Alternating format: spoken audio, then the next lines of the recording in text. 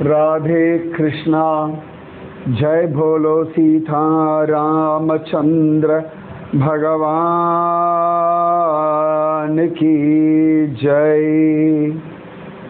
श्री राम जय राम जय जय राम। श्री राम जय राम जय जय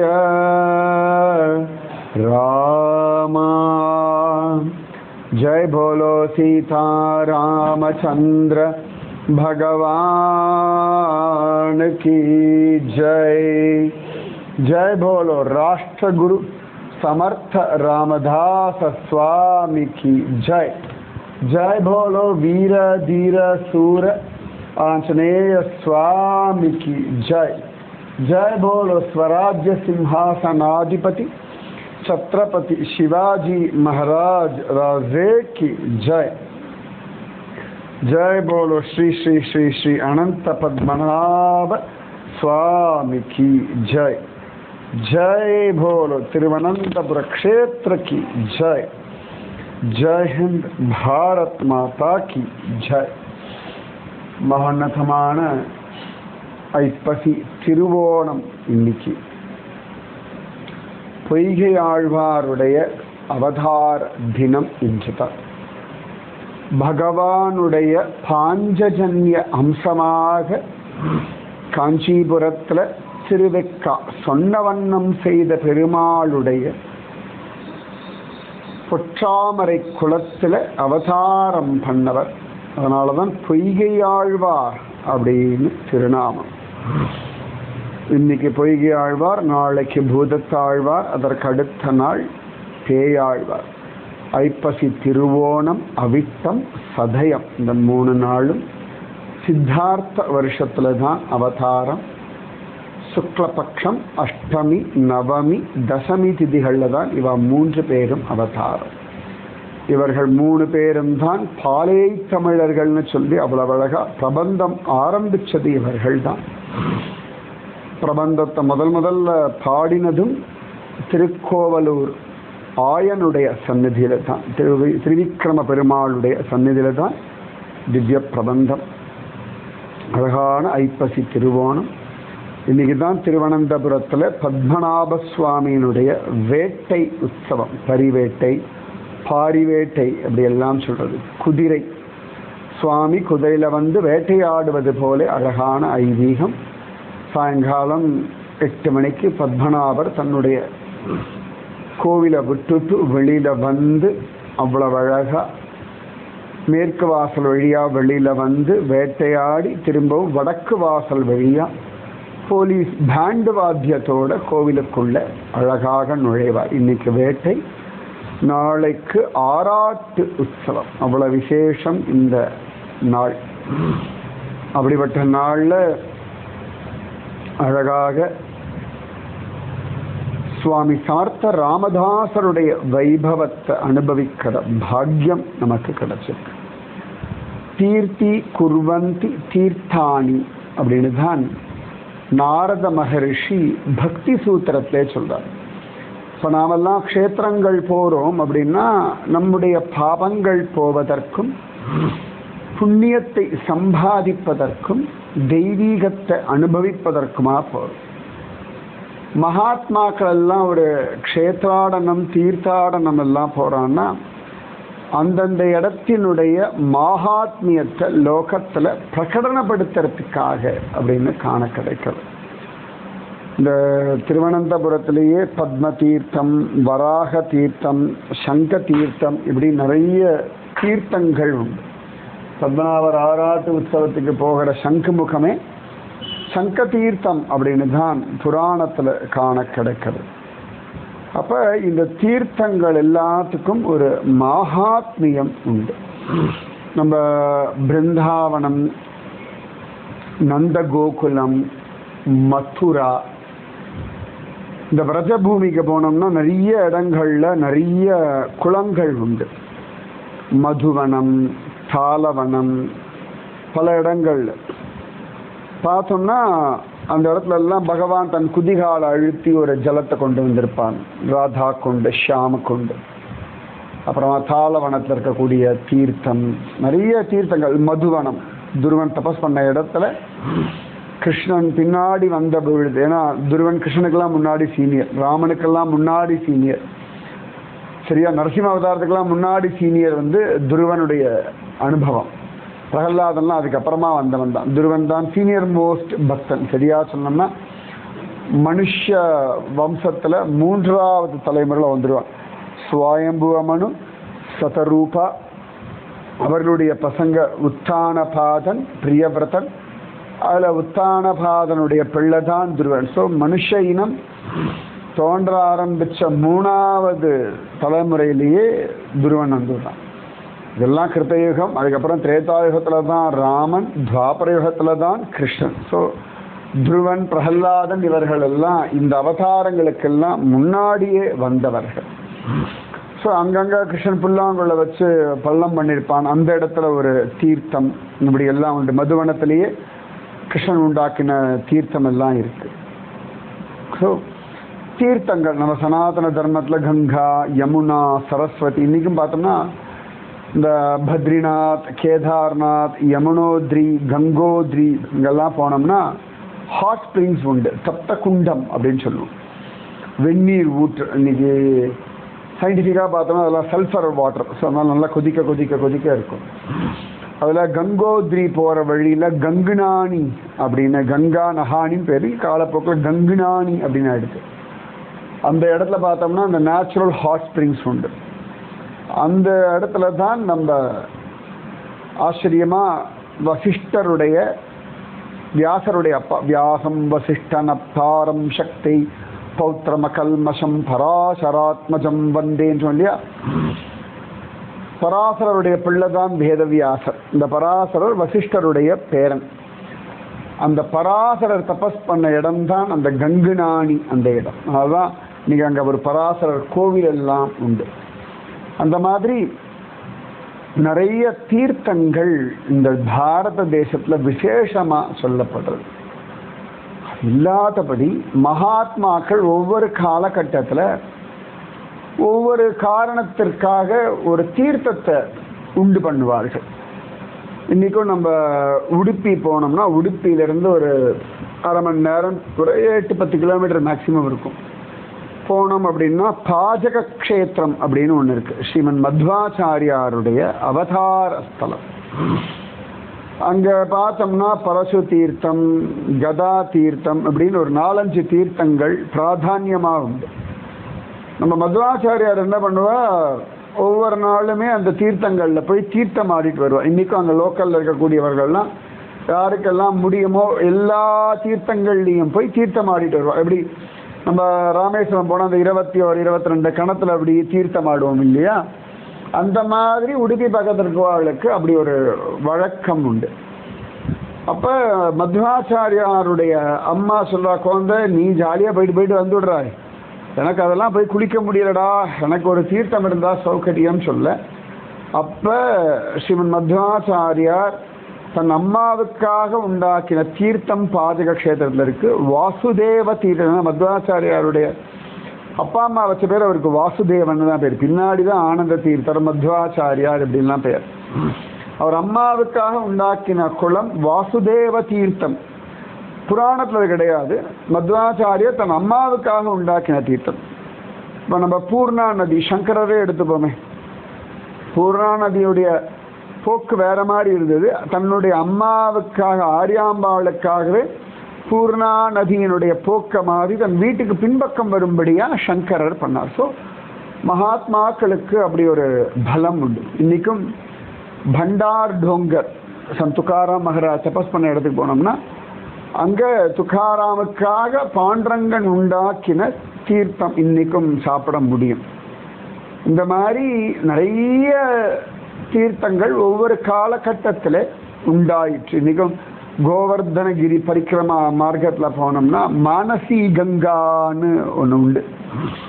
பகவான் வந்து இந்த கண்ணுக்குட்டி காளமாடெல்லாம் வதம் பண்ணான்னு கோபிகைகள்லாம் சொல்ல பழி போட கண்ணன் அதற்காகவே உண்டாக்கினது தான், தன் மனசினாலே உண்டாக்கினது மானசி கங்கா குளம்னு பெயர். இந்த மாதிரி நிறைய உண்டு. ராதாராணி தன் கை வளையலால தோண்டி உண்டாக்கின குளம்தான் ராதா குண்டு அப்படின்னு இருக்கு. கண்ணனுக்கு அபிஷேகம் பண்ண ஜலம் தேங்கின இடம் தான் கோவிந்த குண்டு. நாளைக்கு தான் கோபாஷ்டமி, நாளைக்கு தான் கண்ணனுக்கு கோவிந்த பட்டாபிஷேகம் ஆன நாள். நாளைக்கு தான் இந்திரன் கிருஷ்ணனுக்கு கோவிந்த பட்டாபிஷேகம் பண்ணி கோவிந்தன் திருநாமம் இட்ட நாள். நாளைக்கு தான் தீபாவளியிலிருந்து 8வது நாள் கோபாஷ்டமி தினம். முக்கால்வாசி இந்த ஐப்பசி உற்சவம் இந்த கோபாஷ்டமியோட ஆல்மோஸ்ட் மிங்களாய் தான் வரும், எப்பொழுதுமே பார்க்கலாம். அப்போ இந்த மாதிரி நிறைய தீர்த்தங்கள் இந்த தேசத்தில் குட்டி கிடக்கு.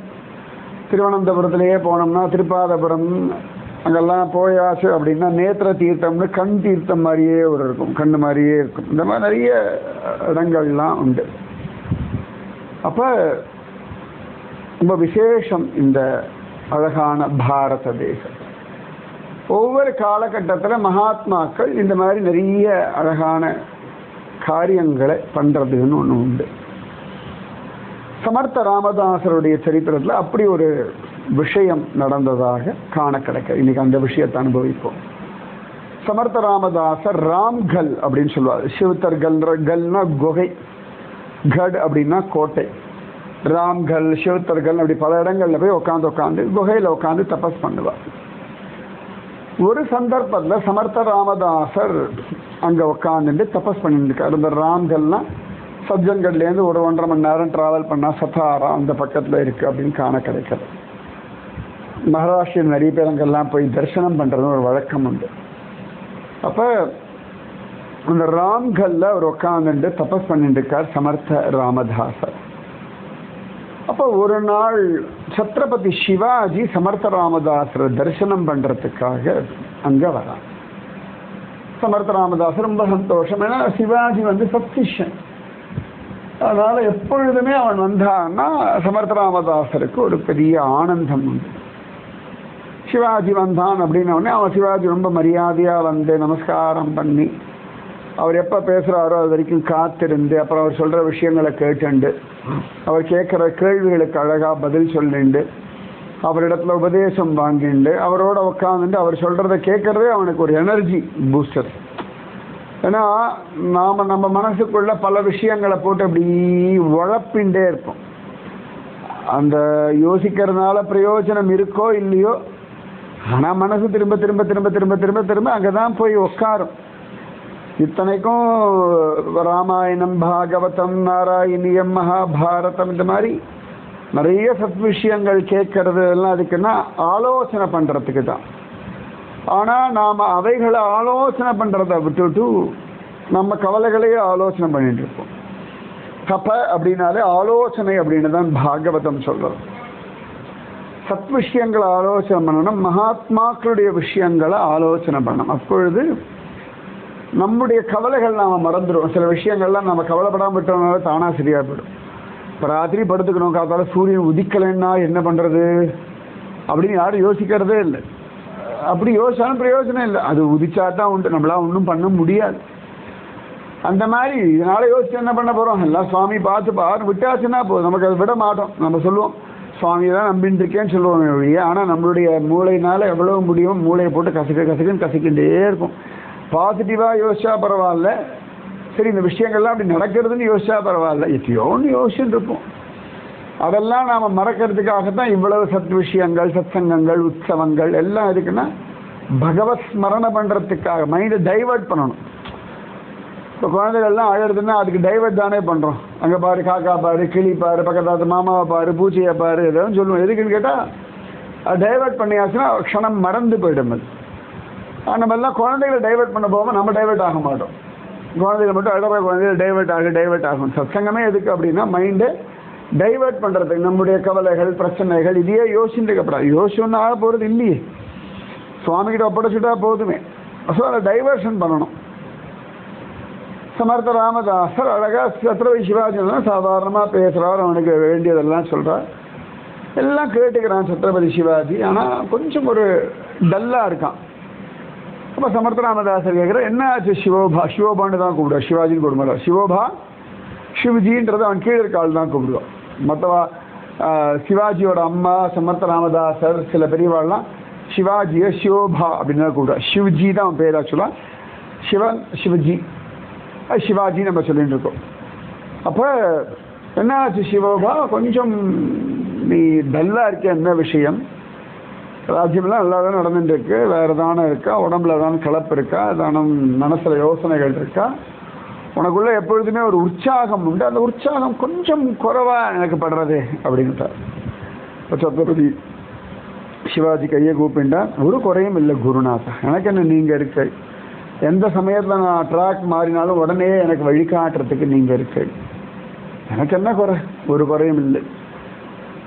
ரொம்ப தூரம் ட்ராவல் பண்ணி வந்ததுனால தண்ணி குடிக்காதனால ரொம்ப தாகமாக இருக்குது, அதனால் கொஞ்சம் ஒரு ஒரு அசௌகரியமாக இருக்குது. அதை சொல்லலை, தண்ணி குடிக்கணும் எல்லாம் உண்மையாக சொல்லலாம். அவன் பாட்டுக்கு அவர் சொல்கிறத கேட்டுருக்கு. ஆனால் சமர்த்த ராமதாசர் கண்டுபிடிச்சுட்டார். ஓ, நல்லா தண்ணி வேணும் அவ்வளோதானே, இவர் எங்கேயோ மலையில் ஒரு குகையில் உட்காந்துட்டாங்க, தண்ணியெல்லாம் ஒன்றும் கிடையாது. உடனே சமர்த்த ராமதாசர் தன் கையில் குபிடி, இந்த ரிஷிகள்லாம் அந்த தண்டம் வச்சிருப்பாள் கை விட வச்சுக்க, அது பேர் குபிடின்னு சொல்லுவாள். சமர்த்த ராமதாசன் அந்த குபிடிக்குள்ள கத்தியெல்லாம் வச்சிருப்பார். சத்திரிய குரு அவர், வீரன், ஒரு அப்படிதான் இருக்கணும். அவர் இருந்த காலகட்டத்தில் முகலாயர்கள் அட்டகாசம் பண்ணிருந்த காலகட்டம். அப்போதான் அவர் பார்த்த குரு கோவிந்த் சிங் வந்து அது நம்மளை காப்பாற்றிக்கணும், அதுக்காக கத்தியெல்லாம் வச்சுக்கலாம், ஒன்றும் குத்தமில்லை அப்படின்னுட்டார். திருவனந்தபுரம் பாஷையில் ஒன்றும் குழப்பமில்லை, வச்சுக்கலாம் அப்படின்னுட்டார். அதனால சமர்த்த ராமதாசர் இதில் குபிடியில் கத்தி உண்டு. நான் சஜ்ஜன்கட்டில் அதை பார்த்த ஞாபகம் எனக்கு இருக்கு. அப்போ அந்த குபிடியை வச்சுட்டு அப்படி ஒரு இடத்துல பாறை அப்படி தட்டுறா சமர்த்த ராமதாசர், தண்ணி தாக எடுக்கிறதா அவ்வளோதானடா அப்படின்னு அந்த குபிடி அப்படி ஒரு 2 தட்டு தட்டுறார். தட்டினோன்னு அந்த பாறை லேசாக பிளந்தது, கொஞ்சம் விலகித்து அது உள்ளேந்து தண்ணீர் வந்தது. சத்ரபதி சிவாஜி அசந்தே போயிட்டான். ஆனால் அந்த இடத்துல எங்கேயுமே தண்ணி இருக்க மாதிரியே இல்லை. ஆனால் இவர் தட்டினோன்னு அந்த இடத்துல தண்ணீர் வந்தது. அந்த தண்ணீரை சத்ரபதி சிவாஜி குடித்தான், ரொம்ப ஆஸ்வாசப்படுத்தின்றான். அப்பாடா, பரம சந்தோஷம். அது இவனுக்காக ஸ்பெஷலாக உண்டாக்கின ஜலம். அது என்னன்னா இன்னைக்கும் அந்த குபடி தீர்த்தம் இருக்கு. அது பேர் குபடி தீர்த்தம்னே பேர். ராம்கல், இது பார்க்க போய் பார்த்து வீடியோ போடணும். ராம்கல்ல அந்த குபடி தீர்த்தம் இருக்கு. சத்ரபதி சிவாஜி ரொம்ப சந்தோஷமா அங்கிருந்து கிளம்பி போனான் அப்படின்னு இருக்கு.